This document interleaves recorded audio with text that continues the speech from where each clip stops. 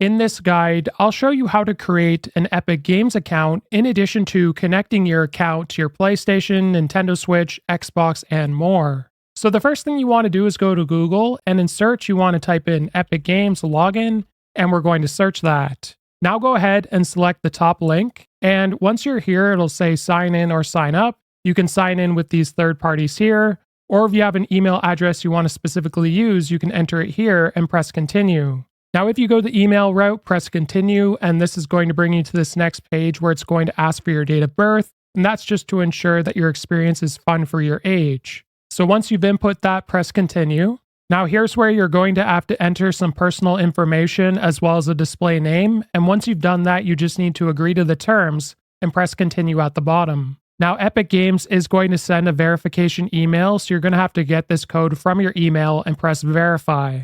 And after you've done that, you will be signed into your Epic Games account. And if you take a look to the left sidebar, we're going to scroll down and you want to select apps and accounts. Now this will show you all the different third-party platforms that you can connect your Epic Games account to. So when you press connect, it'll direct you to that website and you'll just have to sign in as you normally would. If this video was helpful, like and subscribe, and we'll see you in the next one.